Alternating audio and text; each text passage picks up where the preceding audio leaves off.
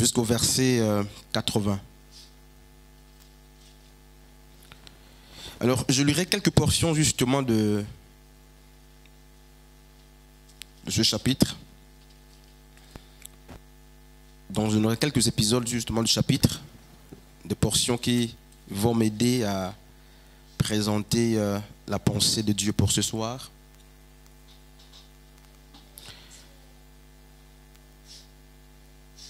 Alors, voici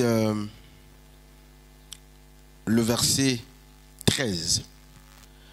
Mais l'ange lui dit: sois sans crainte, Zacharie, car ta prière a été exaucée. Ta femme Élisabeth t'enfantera un fils et tu l'appelleras du nom de Jean. Jean signifie quoi, frère Henrik? Mais l'ange lui dit: sois sans crainte, Zacharie, car ta prière a été exaucée. Ta femme Élisabeth t'enfantera un fils et tu l'appelleras du nom de Jean. Jean qui signifie l'Éternel fait grâce. Et allons plus loin. Le verset 18, Zacharie dit à l'ange: à quoi reconnaîtrai-je cela? Car je suis vieux et ma femme est d'un âge avancé. 19, l'ange lui répondit: moi je suis Gabriel, celui qui se tient devant Dieu. J'ai été envoyé pour te parler et t'annoncer cette bonne nouvelle. Voici, tu seras muet et tu ne pourras parler jusqu'au jour où cela se produira, parce que tu n'as pas cru à mes paroles, qui, n'est-ce pas, tu n'as pas cru à mes paroles qui s'accompliront en leur temps. On laisse justement cette partie. Allons-y au verset 31. Voici, tu deviendras enceinte, tu enfanteras un fils et tu l'appelleras du nom de Jésus. Il sera grand et il sera, n'est-ce pas, appelé fils du Très-Haut, et le Seigneur Dieu lui donnera le trône de David, son père. 34. Marie dit à l'ange: comment cela se produira-t-il puisque je ne connais pas d'homme?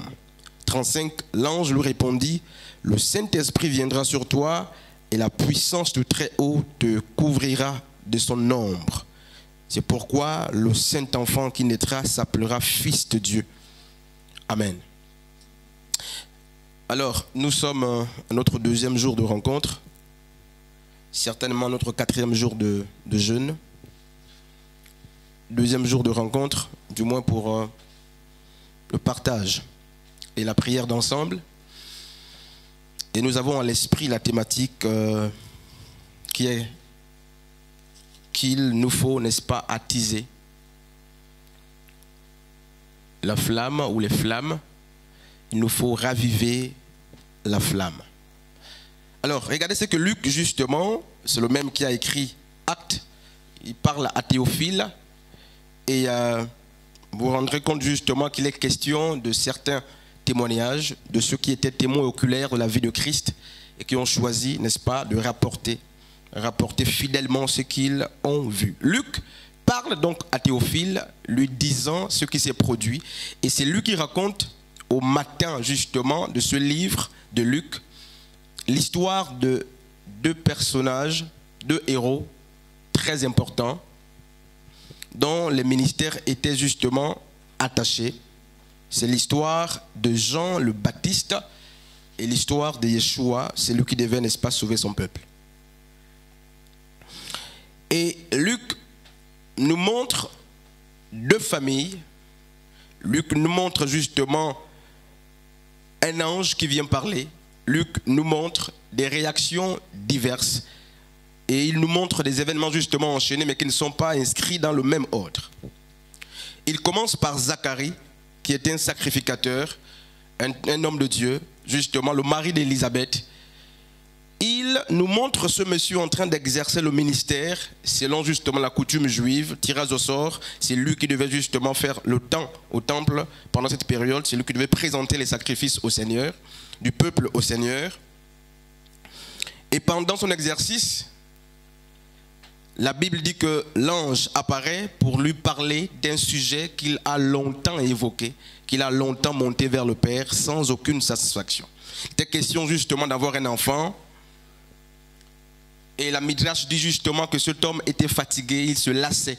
désormais, il était fatigué, non pas d'une manière littérale, mais il avait trop demandé qu'il n'espérait plus. Et c'est au moment justement où il ne s'attend plus à avoir un enfant que l'ange apparaît pour lui donner l'information selon laquelle il aurait un enfant. Et l'ange donne le nom de l'enfant, dit-on Jean. Et on a lu avec vous, on a vu la réaction justement de la personne de Zacharie. À quoi reconnaîtrai-je cela? Cette question est posée aussi à Jésus par les apôtres dans Matthieu chapitre 24. Quel sera le signe de ton avènement? À quoi est-ce qu'on reconnaîtra justement que c'est le temps de l'avènement? Voyez? Et il se passe que il ne s'arrête pas là, il va dire autre chose. Il dit, je suis vieux et ma femme est d'un âge avancé. Mais avant, n'est-ce pas, plus haut, pardon, vous vous rendez compte que Élisabeth était non seulement vieille en âge, mais Zacharie était devenu vieux en âge, mais une autre information nous dit qu'elle était stérile. Ça, c'est une chose. La deuxième chose, c'est Marie, tout de même, qui reçoit aussi une visite et qui va, semble-t-il, avoir presque la même réaction. C'est un étonnement. Alors, Zacharie s'étonne du fait qu'il est vieux, du fait que sa femme est vieille. Là, il n'évoque pas l'idée selon laquelle la femme est, n'est-ce pas, stérile. Donc, on se demande si le fait de ne pas avoir d'enfant était n'est-ce pas, un problème résultant de la vieillesse de ces deux, ou c'était un problème résultant, n'est-ce pas, de la stérilité. Donc, pour mieux comprendre justement la réaction de Zacharie dans Luc chapitre 1er, le verset 18, il faut répartir, n'est-ce pas, les chapitres, les versets précédents pour comprendre ce qui est dit au sujet d'Élisabeth. Il est dit qu'elle était stérile. Et la réaction de Marie aussi va nous enseigner ce soir. Marie a eu la même réaction que la personne d'Élisabeth, du sacrificateur Zacharie. Et elle va poser la question, comment est-ce que cela arrivera?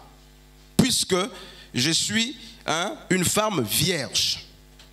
Elle dit qu'une vierge n'a pas à enfanter. Et l'autre a dit, quelqu'un qui est ménopausé ne peut plus avoir d'enfant. Une même réaction, l'étonnement. Mais il se passe que, à la suite de la réaction de Zacharie, mais il y a eu des blâmes, des griefs. L'ange a puni ou maudit la personne de Zacharie pour sa réaction. Laquelle? Est-ce parce qu'il a dit que je suis trop vieux? Il a dit la vérité. Est-ce parce qu'il a dit que sa femme est trop vieille? Mais il a dit la vérité.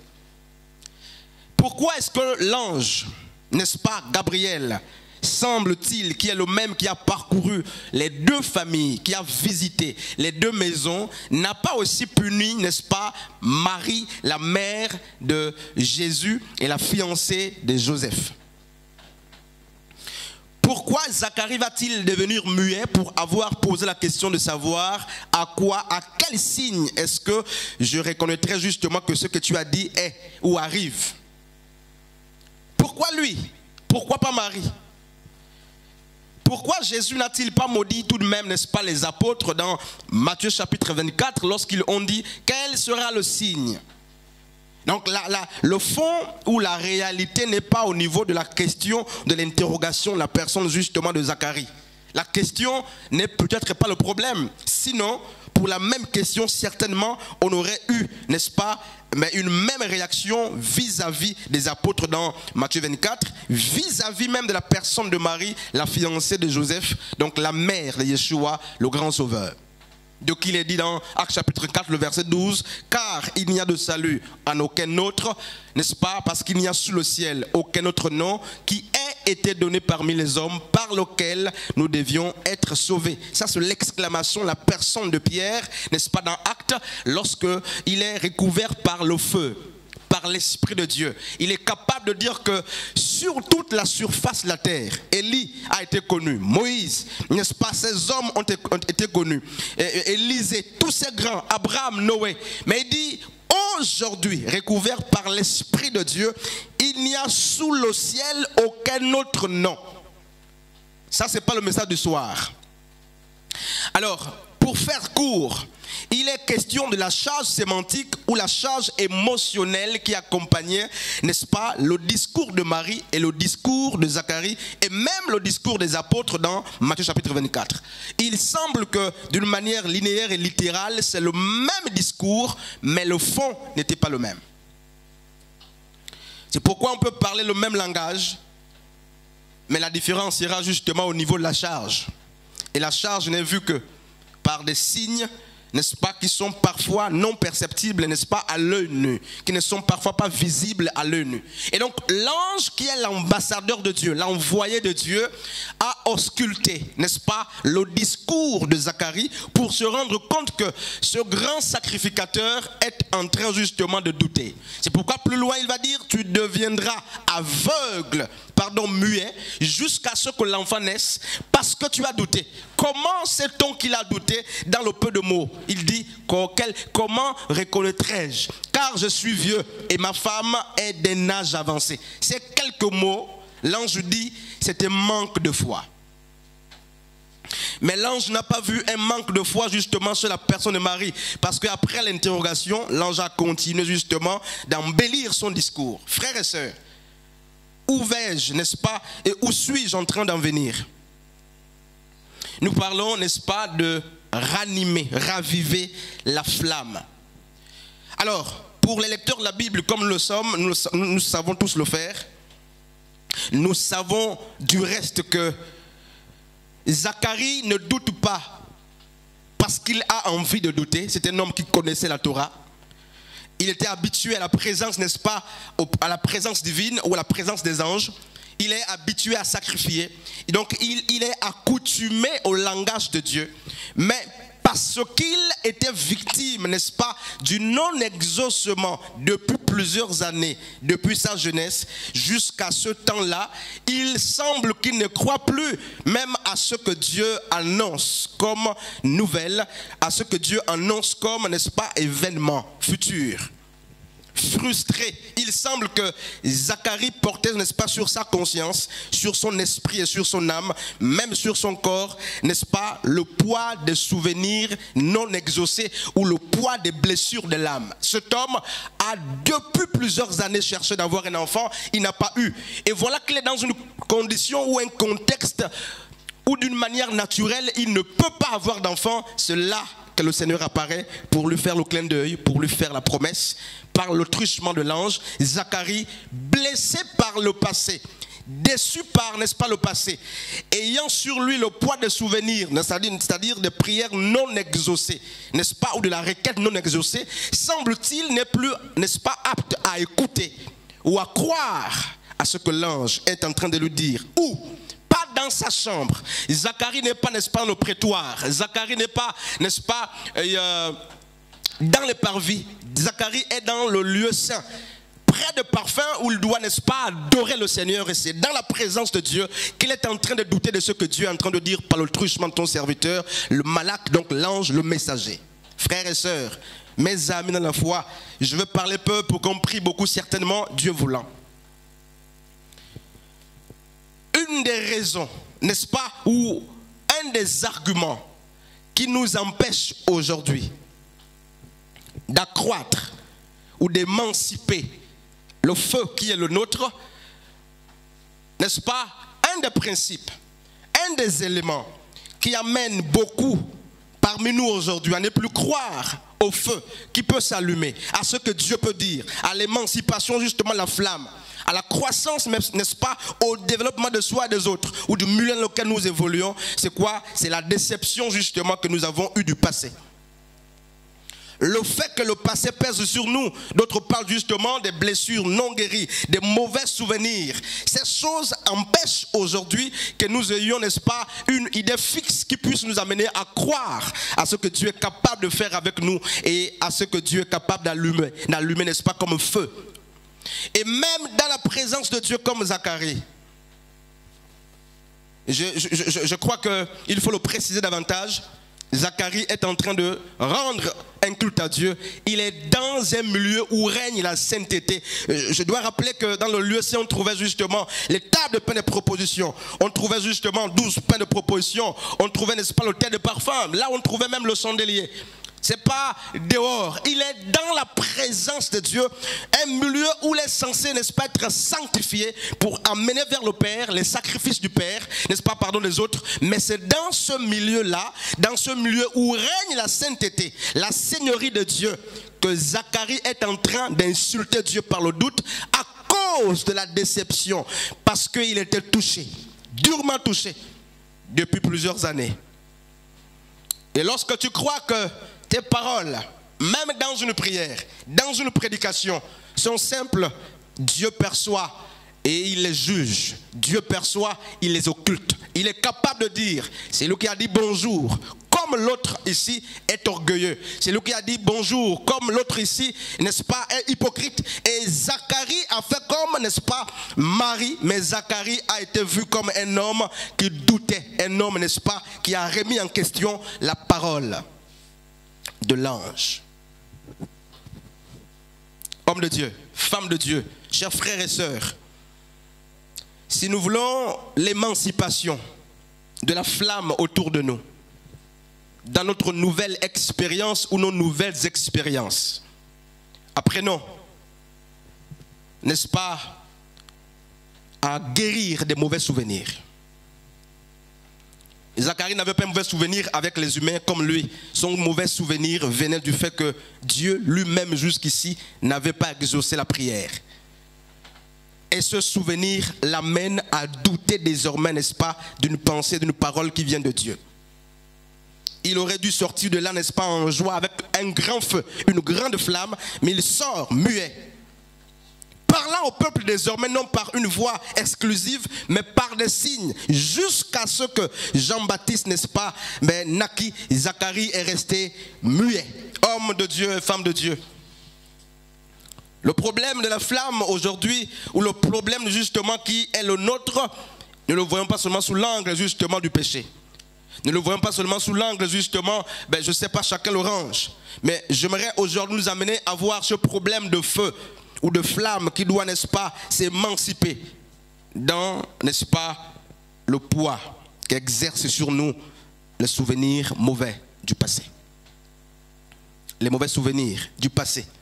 C'est pourquoi vous pouvez parfois voir les hommes avec l'envie de faire le ministère comme, d'imiter, de forcer. Ils font des choses. Vous avez l'impression qu'ils ont des défis, n'est-ce pas? Ils ont des objectifs à atteindre. Mais assez souvent, c'est la frustration qui les amène à bâtir. Assez souvent, c'est le souvenir du passé, l'amer souvenir du passé qui explique, n'est-ce pas, leur rectitude comportementale aujourd'hui. Ils sont touchés qu'ils ne sont pas guéris. Et une blessure, n'est-ce pas, mais mal cicatrisée, est toujours prompte à s'ouvrir à tout moment. Chaque petite action mal posée sur, n'est-ce pas, un endroit mal cicatrisé est capable, n'est-ce pas, de vous faire revivre le même chaos du passé. Et comment est-ce que l'Église veut-elle raviver la flamme dans le ministère, raviver la flamme dans le foyer, à l'église, peu importe, n'est-ce pas, dans ton milieu scolaire, peu importe justement la couche dans laquelle tu peux te mettre. Comment cela est-il possible lorsque les mauvais souvenirs n'ont pas été guéris? Zacharie n'avait pas été guéri du non-exaucement. Et c'est pourquoi, lorsque l'ange lui dit, tu auras un fils, il nie dans la présence du Dieu vivant, dans le lieu saint. Dans le lieu saint, frère. Et il sort de là triste. Au lieu de sortir, n'est-ce pas, la présence de Dieu, avec une grosse flamme allumée, capable, n'est-ce pas, de consumer, d'embraser les autres qui se donnent lorsqu'il sort. Il sort de là triste, avec un petit feu. Il sort de là triste. Désormais, l'homme qui devait s'exclamer pour dire, n'est-ce pas, aux autres ce que Dieu lui a dit, commence à parler, n'est-ce pas, avec des signes, parce que devenu muet. Qu'est-ce qui aujourd'hui pèse sur toi, frère, sœur, et qui est capable, n'est-ce pas, comme mauvais souvenir, de t'empêcher d'allumer la flamme, de raviver la flamme? Quel est ce mauvais souvenir qui est capable de t'empêcher de raviver ta flamme? Et c'est possible. Et beaucoup parmi nous, justement, vivent des expériences, disent-ils, n'est-ce pas, nouvelles, mais ces expériences qu'ils qualifient de nouvelles sont, n'est-ce pas, imprimées du poids et de l'influence des souvenirs du passé. Ils Ils ne peuvent plus faire, pasteur, confiance aux hommes de Dieu pour avoir été déçus par les hommes de Dieu. Ils ne peuvent plus faire confiance aux églises pour avoir été déçus par les églises. Ils ne peuvent plus faire confiance même à eux-mêmes pour avoir été déçus hier. Le passé, frère, est en train de nous empêcher de bâtir un meilleur lendemain. Et il n'y aura pas de grandes flammes si nous n'apprenons pas à guérir justement, à mieux et à bien guérir, n'est-ce pas, du poids du passé. Je finis quelque part ici. Du poids du passé. La mauvaise aventure amoureuse, c'est une parenthèse, peut t'amener aujourd'hui à ne plus tomber amoureux. Je te dis la vérité. Le fait qu'une femme, une fille ait observé pendant 10 ans de sa vie comment son père torturait sa mère peut l'amener à dire je ne vais jamais me marier. Frère, j'ai suivi un film hier, très tard, et il y avait permettait justement une femme qui a ouvert un site de rencontre dédié aux gens mariés. Et les gens mariés pouvaient aller pour justement s'amuser avec d'autres personnes sans que leur partenaire, n'est-ce pas, ne soit informé. Au début, je ne comprenais pas le film, mais à la fin, je l'ai compris.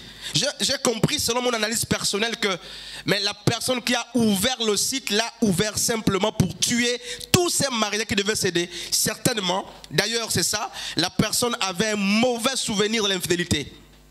Elle a assisté, cette femme, n'est-ce pas, à l'infidélité justement de son père et sa mère, à ce que ça entraînait. Elle est allée jusqu'à ouvrir un site invitant d'une manière, n'est-ce pas, séductrice plusieurs personnes. Et par la suite, quand tu cédais, elle te tuait pour te dire que tu as aimé sa vie. Elle n'aimait pas l'infidélité. Cette personne a vécu avec le poids. Elle est devenue meurtrière. Frères et sœurs, le poids du souvenir du passé peut t'empêcher et est capable de nous empêcher, n'est-ce pas, d'allumer la flamme, d'allumer le feu qui doit être allumé. Un type de feu doit être allumé. Une certaine flamme doit monter. Mais le mauvais souvenir t'amène même dans la présence de Dieu à parler comme Zacharie. Et tu es audacieux et capable de dire à l'ange de Dieu ce que tu dis, je ne crois pas. Même si tu ne dis pas ouvertement que tu ne crois pas, dans ta manière de parler, l'ange arrive à décrypter, n'est-ce pas, mais le doute. L'ange décrypte le doute justement dans la parole de la personne du sacrificateur. Pas du pianiste, pas du chanteur, sacrificateur. Où était-il? Dans le lieu saint. Que faisait-il? Il était prêt justement à brûler les parfums. Il était prêt, n'est-ce pas, l'autel de parfums où l'on fait l'adoration. Il semble que c'est le dernier élément après lequel on rentre dans le sein de saint. C'est là que le souverain sacrificateur, le sacrificateur justement Zacharie doute de la parole de Dieu. Et si j'étais là, certainement, je n'aurais pas vu justement le doute dans ce qu'il disait. Mais l'ange a vu. Amen. Frères et sœurs, la flamme s'allume aussi lorsqu'on arrive à penser, n'est-ce pas, les mauvais souvenirs du passé qui peuvent constituer une épine dorsale, n'est-ce pas, au bâtissement de nos nouvelles expériences. Et ces choses, semble-t-il, on n'en parle plus. Tu sais pourquoi tu ne peux plus te mettre avec un mari? Tu sais pourquoi tu ne peux plus te mettre avec un homme? Tu sais pourquoi tu ne peux plus faire confiance au groupe que tu gères à l'église? Et inversement, tu sais pourquoi tu ne peux plus faire confiance à ton responsable à côté? Mais les douleurs du passé, les mauvais souvenirs t'en empêchent. Mais comment veux-tu faire, n'est-ce pas, allumer la flamme avec ce poids, n'est-ce pas, que t'impose le mauvais souvenir? Je finis quelque part. En grec, l'expression adéquate pour parler d'enfant, c'est teknon. Et teknon est le terme générique pour parler d'enfant. Comme quand vous prenez anthropos, vous trouverez justement arène, aner, télus, gouné dedans. Dans l'anthropologie, vous trouverez l'homme et la femme. Donc, teknon, c'est le terme générique dans lequel on trouve justement, mais c'est le terme qui désigne enfant en français, d'une manière linéaire et générale. Et quand vous prenez teknon en grec, vous verrez d'autres expressions parlant des enfants. Paido par exemple, vous verrez nepios, vous verrez brephos, vous verrez ius par exemple. Toutes ces expressions aussi renvoient aux enfants avec justement des connotations parfois variées. Et paidon est directement comparé justement à népios. Et c'est cette expression que l'apôtre Paul emploie justement dans 1 Corinthiens chapitre 13, je crois 14 là-bas. L'expression népios, vous la trouverez justement dans Romains chapitre 2, le verset 20. C'est la même expression qu'on trouve dans Galates chapitre 4, le verset 1er. Et même dans 1 Corinthiens chapitre 3, le verset 1. C'est l'expression népios. Mais regarde la différence, pour que je termine la prédication ou l'exhortation de ce soir. Il est mieux pour nous d'être justement, plutôt que d'être les népios, mais d'être justement les païdon. P-A-I-D-O-N. Ça signifie enfant. Népios signifie aussi enfant. Mais la différence que les païdon sont des enfants qui évoluent d'une manière naturelle. C'est-à-dire enfant, tu es véritablement enfant et tu es conforme à ton âge d'enfant. Tu fais ce que fait un enfant de ton âge. Tu es donc enfant, il n'y a pas de problème à ce niveau. Mais népios, Paul dira, quand j'étais enfant, je parlais comme un enfant. Je raisonnais comme un enfant. N'est-ce pas? Je pensais comme un enfant. Maintenant que je suis devenu grand, je parle, je raisonne et je pense comme un grand.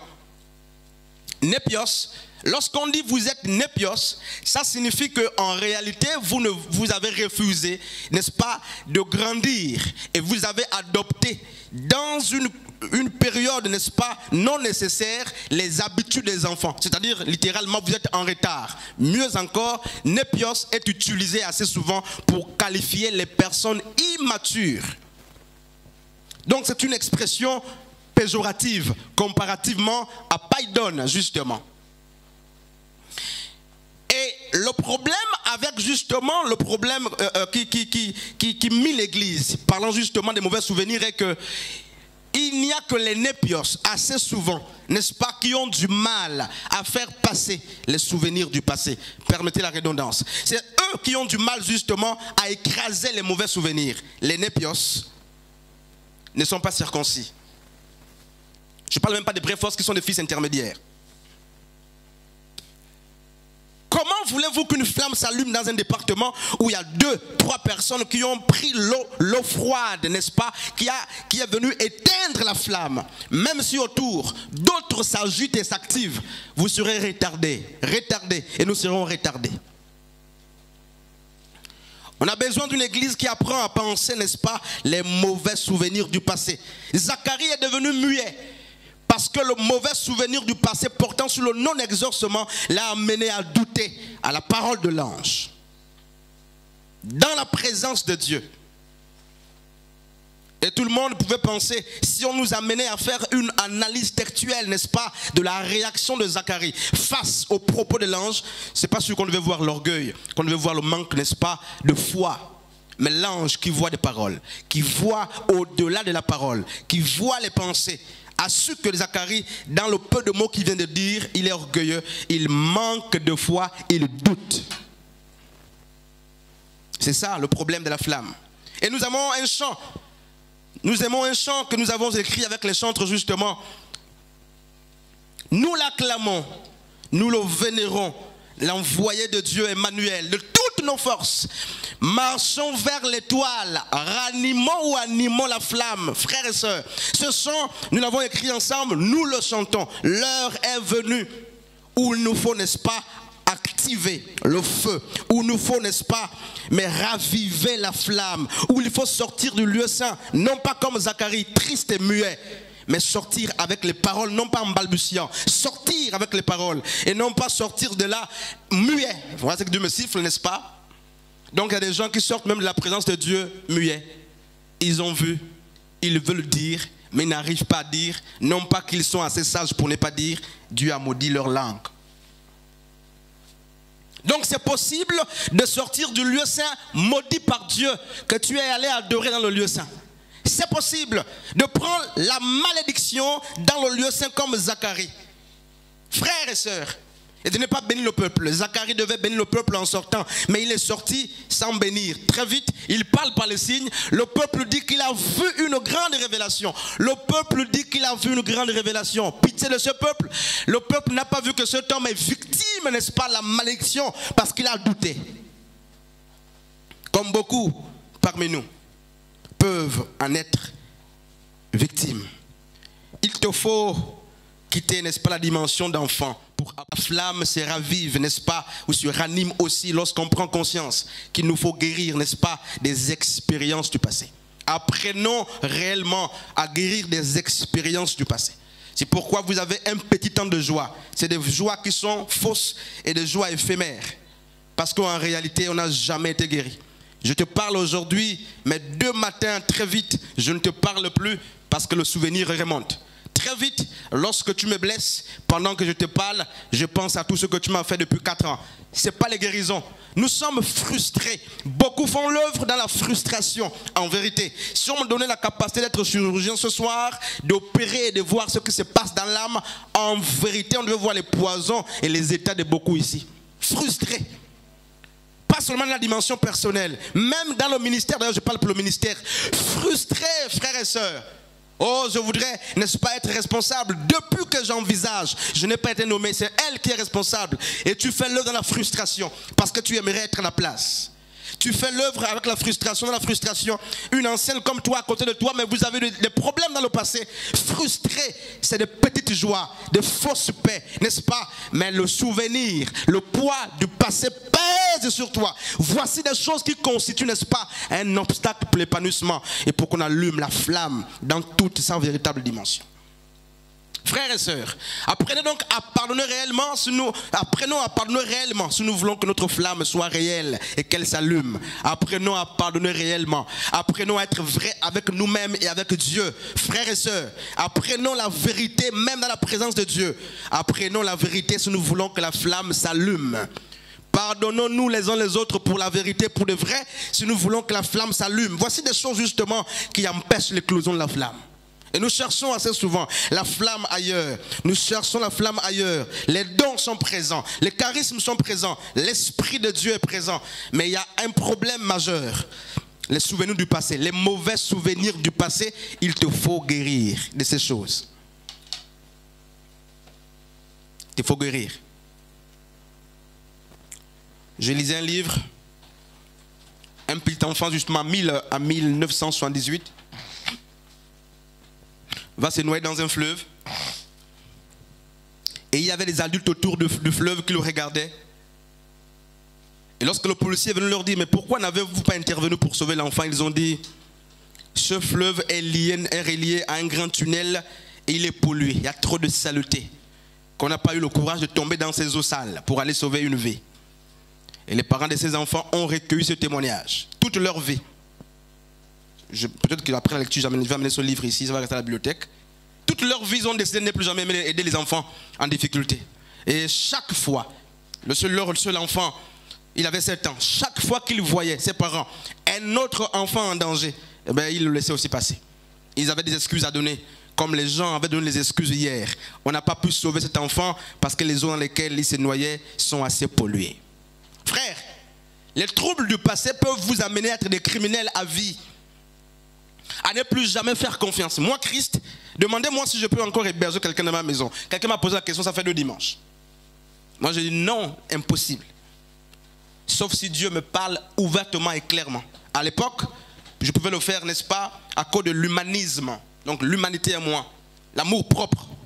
Mais l'expérience m'amène désormais à dire que ce type d'action ne se posera plus jamais. Sauf si j'ai la pensée de Dieu. C'est-à-dire il faut que Dieu me convainque que Christ, c'est moi qui te dis. Sinon, je ne ferai plus jamais ça. Pourquoi? Mais le passé m'enseigne. Encore que je ne suis pas en train de parler de la prudence, mais je parle des blessures du passé. Là, c'est la prudence, le cas de prudence et des leçons. Mais d'autres, c'est pas ça. Je dis, moi, plus jamais. Sauf si tu dors, tu sors. Mais pour dormir, même sortir, là, c'est grave. Il faut que Dieu me parle. Parce que même à nuit, tu peux détruire la vie. Donc désormais, pour avoir été blessé, pour avoir été déçu, mais tu te dis, je pose les actions autrement. Même si je suis rempli d'amour propre humain, désormais, je ferai tout pour que Dieu me convainque dans ma position, ma décision, pour dire, c'est moi qui te parle. Même si je n'écoute pas une voix, c'est moi qui te parle. Il va créer, je dirais à Dieu, crée, comme Jean-Baptiste certainement, mais pas avec le doute, mais montre-moi le signe. Sinon, je ne ferai pas. Et je ne pêche pas en ne faisant pas. Je deviens prudent. Pourquoi? Parce qu'aujourd'hui est bâti sur, n'est-ce pas, les fondements ou les expériences que nous avons acquises. Et personne ici ne peut nier cette expérience, cette vérité. Nous marchons et nous posons des actions en prenant appui justement sur les réflexes d'hier, sur les actions d'hier, sur les expériences d'hier. Demandez à une femme dessus qui a connu un homme, 2 hommes, 3, 4. À la 4e personne, demandez-lui comment elle se sent. Vous verrez que les blessures l'ont amenée à se métamorphoser. Elle a changé, jusqu'à ce que même son amour propre a disparu, ses propres valeurs, parfois sont flouées, n'est-ce pas, sont mortes. Pourquoi? Le passé a travaillé. Le passé nous a travaillé. Et voici un des problèmes majeurs de l'Église. C'est que les chrétiens qui prient tous les jours, les croyants qui prient tous les jours, la plupart d'entre eux ont des blessures. Pour le savoir, écoutez leur discours. Ils sont haineux. On sent qu'ils sont frustrés. On sent qu'ils sont blessés. Moi, plus jamais. On sent qu'il y a un problème dont ils n'ont pas été guéris. La cicatrice est assez visible. Et parce qu'elle est assez visible, petite action, la blessure s'ouvre. C'est pourquoi ils peuvent vous rappeler ce que vous avez fait il y a une semaine, très vite. Ils peuvent vous rappeler ce que vous avez fait il y a 1 an, très vite. Pourquoi? La cicatrice est très récente. La gomme de Dieu n'est pas passée là. C'est les hommes qui ont opéré. C'est très vivant. La blessure est fraîche. Écoutez leur langage. Je ne peux plus me mettre en couple. Je ne peux plus me marier. Je ne peux plus avoir un fiancé. Si un homme me quitte, si cet homme me quitte, si cette femme me quitte, si ce pasteur me déçoit, si. Blessés, les blessures. Et ce sont ces gens blessés qui sont en train de faire le ministère, oubliant que ceux qui sont blessés ont la vocation de blesser. C'est pourquoi on blesse à tout moment, frères et sœurs. Parce que nous sommes frustrés, on n'est pas guéris de ces blessures du passé. Comme Zacharie, de la même manière que Zacharie a pu douter de Dieu, dans la présence de Dieu, à cause d'une blessure. Parce que n'étant pas exaucé depuis les années, il voyait qu'il ne faisait pas d'enfant, il priait à tout moment, pas d'exaucement. Le jour que Dieu annonce la bonne nouvelle, il ne croit pas. Parce que les mauvais souvenirs sont capables d'engendrer le doute. Et nous prions et nous parlons de quoi? Nous parlons justement de raviver la flamme. Quel est le lien? Certainement on se pose la question. Mais je disais justement que un des moyens pour l'Église d'allumer le feu, c'est aussi d'apprendre, n'est-ce pas, à effacer, chacun pour sa part, n'est-ce pas, les mauvais souvenirs que nous avons de nous-mêmes, que nous avons du monde et que nous avons des autres, de la communauté. Apprenons à guérir de ça. Si nous voulons véritablement allumer le feu à l'Église, qu'on vienne prier avec la vérité, dans la simplicité, sans des murmures, qu'on vienne prier léger comme l'aigle, qu'on vienne prier, n'est-ce pas, mais déchargé. Voici que beaucoup sont chargés, frères, beaucoup d'émotions. Amen. Beaucoup sont chargés. Nous voici en jeûne. Est-ce que tu te rends compte que tu as gêné avec le poids du passé? Est-ce que tu te rends compte ce soir que tu demandes l'intensité de la flamme avec le mauvais souvenir? De qui? De l'autre à tes côtés, seulement à tes côtés. Pas loin, hein, frère. Seulement à tes côtés. De qui? De frères dans la même assemblée. De qui? D'un ministère où tu étais hier. Où tu es parti, que tu es blessé ou que tu as été blessé, ils cherchent la paix. Paul dit ne redevez rien à personne si c'est de l'amour, n'est-ce pas? Recherchez la paix avec tous. Et la sanctification sans laquelle nul. Ça c'est Hébreux 14, 12, là-bas 12, 14. Nous ne verra le Seigneur. La paix là a disparu. Nous faisons l'œuvre avec, n'est-ce pas, les blessures. Et on grandit avec ces choses. On grandit avec ces choses. Il y a des arbres, vous les blessez, ils croissent avec cette cicatrice à vie même, à vie. Quand vous venez regarder, vous voyez toujours la marque est là, la marque est là. Et beaucoup, n'est-ce pas, ont du mal à allumer leur feu. Parce qu'ils ne sont pas vides. Dans la présence de Dieu, lorsqu'ils prient, Dieu dit, je ne te reproche pas du péché de. Mais le problème c'est lequel? Alors ce soir, il te dit, tu as le poids. Tu n'es pas guéri. Tu n'es pas guéri. Même quand nous essayons de restaurer la paix avec nous-mêmes, c'est une paix éphémère.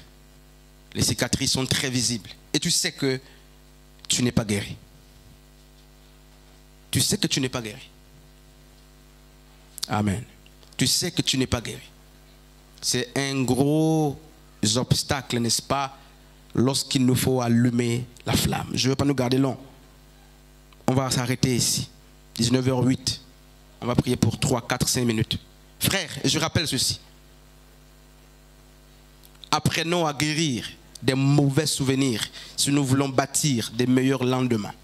Auquel cas, les meilleurs chefs-d'œuvre que nous construirons demain auront toujours, n'est-ce pas, l'image et la ressemblance de notre passé. Si vous ne guérissez pas justement des expériences du passé, vous ne guérissez pas, n'est-ce pas, des mauvais souvenirs, des blessures du passé, vous bâtirez les lendemains avec justement des fondements de la frustration et vous n'irez pas très loin. Il y a des gens qui ont dit je serai pasteur à tout prix, à tout prix. Parce que là où j'étais là-bas, on n'a pas cru que j'étais pasteur. Il faut que ceux qui étaient avec moi sachent et apprennent que je pouvais faire. Ils n'ont pas cru à moi. Quand je sors, je dois être pasteur. On verra Ruth dimanche certainement. Il y a des choses que je vais garder comme ça. Je serai pasteur. C'est une bonne intention. Mais les motivations sont lesquelles? Ça peut être les motivations, mais les intentions sont lesquelles? N'est-ce pas? Mais les filles, permettez que je commence même là, et je termine. Les filles de Lot, lorsqu'elles sortent de Sodome et Gomorrhe, elles nous apprennent une grande théorie de la vie et une grande philosophie. Elles nous apprennent ce qu'il faut faire une différence. Ou du moins qu'il faut peser les actions et les intentions. Elles ont eu des motivations pures, n'est-ce pas, rendre perpétuelle leur descendance. Mais elles ont aligné sur les motivations des mauvaises actions. Du coup, le résultat final est maudit par Dieu. Pourquoi? Non pas que l'intention était mauvaise, mais les motivations ou des actions conjuguées qui ont amené à la réalisation de ce qu'elles pouvaient avoir comme motivation étaient impures. C'est pourquoi leur chef-d'œuvre est impur. Les Moabites et les Ammonites sont maudits. Pas à cause de l'intention, mais à cause des actions qui ont suivi une bonne intention. Frères et sœurs, ayez des bonnes motivations. Mais si vous voulez que les projets qui sont issus des motivations soient bons, nobles pour Dieu et pour les hommes, conjuguez donc des bonnes actions sur ces motivations. Sinon, vous pouvez être pasteur, mais vous n'êtes pas approuvé par Dieu parce que vous l'avez fait pour prouver. Vous pouvez être intercesseur, approuvé par les hommes, pas par Dieu, parce que Dieu ne vous a pas approuvé à cause des motivations et à cause parfois des intentions. Certains ont de fausses motivations, de fausses intentions, de fausses actions. D'autres ont de bonnes motivations, mais de mauvaises actions.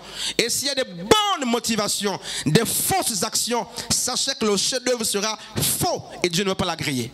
C'est pourquoi, soyez vous-même, faites au temps de Dieu, dans la norme, respectez la nomenclature de Dieu. Ne fais pas pour prouver à quelqu'un, mais fais lorsque Dieu veut que tu fasses. Fais autant que Dieu veut que tu fasses. Ne fais pas avant le temps de Dieu pour montrer que je peux courir, n'est-ce pas, comme tout le monde. Non, frère. Mais fais ce que Dieu veut au moment où Dieu veut.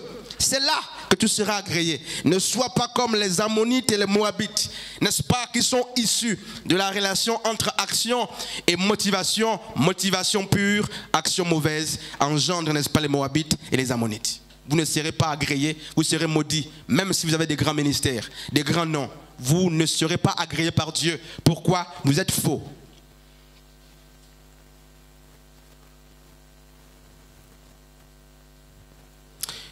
Que Dieu nous bénisse. Je voudrais que tu inclines ta tête un instant.